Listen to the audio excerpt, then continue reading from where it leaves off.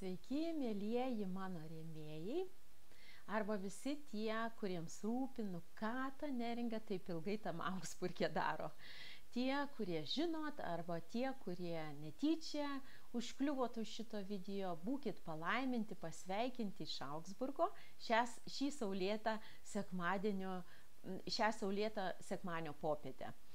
Taigi, pradėsiu nuo to, kas svarbu mano partneriams. Taigi, mes šį mėnesį, tai yra Liepos mėnesį 24 metų, skyrėm Levitų mėnesių arba pavadinom Levitų mėnesių tam, kad labiau įsigilintume į mūsų pašaukimą.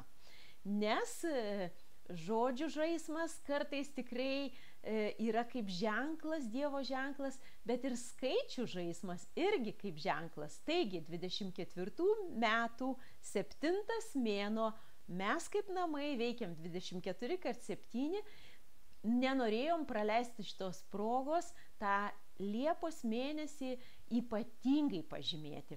Taigi šį mėnesį mes turime kitokį truputėlį ritmą, turime mokymus, jau praėjom per 5 valandas visą Jono Evangeliją, turim mokymus, turim susitikimus, 24 dieną bus visą parą tiesioginis eteris visą laiką vyksta, bet 24 dieną bus gyva muzika visas 24 valandas ir malda už Europą.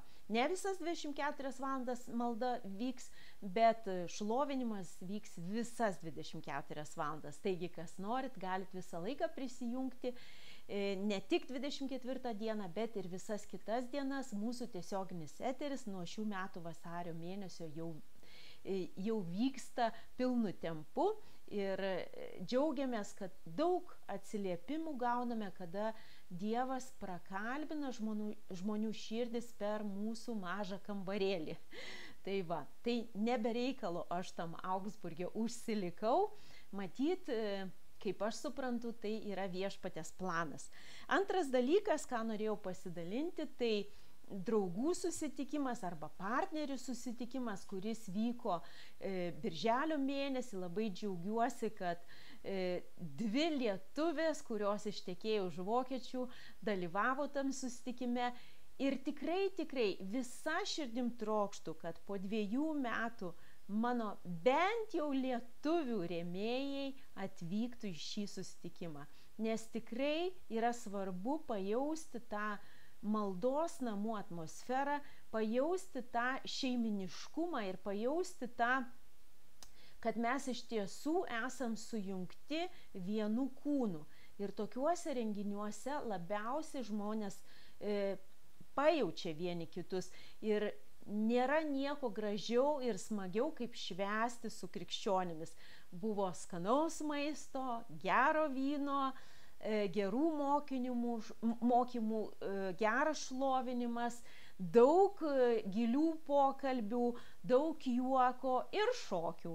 Tai va, tai tikiuosi, kad rezervuosit po 2 metų birželio mėnesį antrą pusę vėl susitinkam su visais rėmėjais ir tikrai jau dabar jūs kviečiu rezervuoti dieną ir kažkaip pabandyti atkeliauti iki Augsburgo. Renginys, žinoma, partneriams nemokamas, bet suprantu, kad kelionė ir nakvynė tai vis tik kainuoja. Visų priimti savo mažą kambarėlį negaliu, bet tikiuosi, kad Viešpats tuo pasirūpins. Ir trečias dalykas, su kuriuo senokai jau norėjau pasidalinti, tai yra, aišku, Izraelio kelionė. Aš buvau Izraelyje nuo balandžio 8 iki gegužės 13 dienos, 5 savaitės. Ir ką ašgi ten veikiau? Tai aš važiavau mokytis vadovauti į vieną bendruomenę, kurią kaip kurie turbūt jau pažįstat, galbūt Lietuvoje kažkur buvot, atsinaujinimo dienoje ar kažkur sutikę, tai yra susitaikinimo bendruomenė. Aš su jais jau keliauju keletą metų, mane žavi jų radikalumas ir mane žavi jų radikalus sveikumas sekti Jėzų Kristų ir aišku tai, kad jie jau yra daugiau vyresni žmonės, mūsų maldos namai yra jaunas organizmas, tai yra daug daugiau jaunų žmonių negu vyresnių, aš esu viena iš vyresniųjų, o šitoj bendruomenėje yra ir daug tų, kurie jau yra, kaip sakant, paragavę gyvenimo ir turi ką perduoti jaunai kartai. Tai va, dėl šitos priežasties aš vykau į Izraelį, nes vyresnieji vadovai dėl šitos bendruomenės gyvena Izraelyje. Ir aišku, kad atmesti Izraelio nuo to, dėl ko aš važiavau, negaliu. Tai visa paletė, kurią pabandysiu kelis sakinius sudėti, buvo tokia. Pirmas tai, kad gavau dovanų vieną savaitę, kuri buvo suplanuota bendruomenės kaip mokymų ir studijų savaitė ir maldos savaitė. Buvo atvykę šveicarai ir vokiečiai, 17 žmonių iš viso mes buvom. Iš pradžių buvo planuota, kad aš ten pagelbėsiu tą savaitę praktiniuose dalykuose, bet vadovai nusprendė, kad man tai būtų naudinga kaip dalyviai ir aš nemokamai galėjau tą savaitę išgyventi. Turėjom 4 dienų mokymus, Marselio mokymus apie Izraelį, apie visą situaciją pasaulyje, kodėl Izraelis yra puolamas ir kur link viešpats mus veda kaip Kristaus nuotaka. Tada buvo kelionė, 3 dienų kelionė po Izraelį, aplankėm vietas, kur spalio 7 ypatingai nukentėjo žmonės ir daug nužudytų buvo, ten meldėmės, bet ir tuo pačiu paragavom Izraelio kultūros, judėjų kultūros ir arabų kultūros tuo pačiu. Tai va, tai man buvo nuostabi savaitė, susipažinau su daug naujų įdomių krikščionių žmonių, kurie tikrai seka Jėzumi, aplankėm 2 mesijaninės bendruomenės, mesijinių žydų bendruomenės, susipažinom su vadovais, kurie tikrai dega dėl Kristaus ir tuo pačiu dėl Izraelio, arba kad Izraelis atpažintų savo pašaukimą būti šviesa tautoms. Kol kas tas dar nėra iki galo išsipildęs. Mano maldos taip pat už Izraelį yra šia kryptim. Ką aš asmeniškai išgyvenau, tai kad po kelionės aš supratau, kad tikrai viešpats šitą kelionę suorganizavo, nes daug ženklų rodo, kad vis tik net jeigu man atrodo, kad tai buvo mano noras, vis tik, kad tai buvo Dievo ranka. Ir tai mane džiugina, nes daryti tai, ką viešpats kviečia, yra geriausias gyvenimo variantas.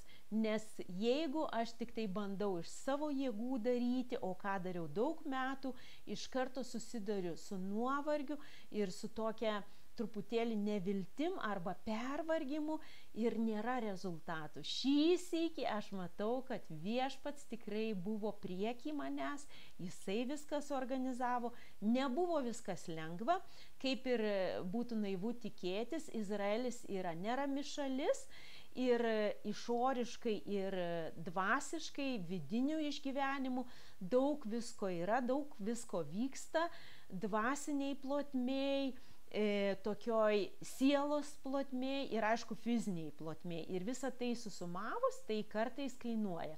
Bet aš džiaugiuosi, kad buvau su krikščionimis, kurie galėjo man pagelbėti, turėjau ypatingą palydėjimą iš bendruomenės narių, ypatingą bendrystę ir tikrai nuostabus laikas, kai atgal žiūriu, tai iš viso atrodo viskas gerai buvo, nors gerai prisimenu, kad nebuvo viskas gerai, bet džiaugiuosi šitą patirtim. Dabar šiuo metu turiu 2 sąrašus, vienas yra mano partnerių sąrašas, už kuriuos reguliariai meldžiuosi maldos kambaryje. Antras sąrašas yra žydų, kuriuos sutikau gatvėje arba pokalbiuose, arba susitikimuose, kuriuos viešpats įrašė į mano širdį ir tą sąrašą irgi pasiemu į maldos kambarį ir meldžiuosi už tuos žydus, kurie žino Jėzų, keliauja su Jėzum, arba iš viso nenori su juo nieko turėti, visokių buvo susitikimų, bet jie visi yra pašauktosios tautos atstovai ir už juos visus dabar aš meldžiuosi. Ne kasdien, ne reguliariai, kada dvasia primena, bet tai yra sąrašas, kuris man tapo svarbus. Tai va. Ir trečias dalykas, ką iš Izraelio norėčiau pasidalinti, tai, kad žydų tauta gyvena toliau. Nesvarbu, kas įvyko, nesvarbu, kas vyksta, jie moka nešti gyvenimą toliau. Nešti savo širdim, šeimom, miestam ir nešti pasauliui.